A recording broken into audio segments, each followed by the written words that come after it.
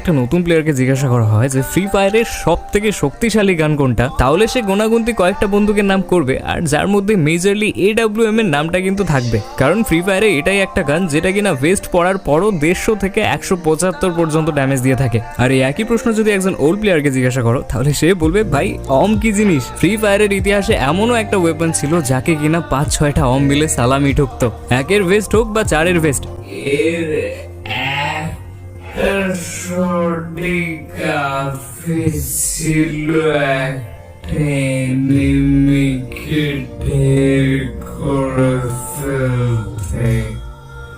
যদিও এটা ওভার পাওয়ার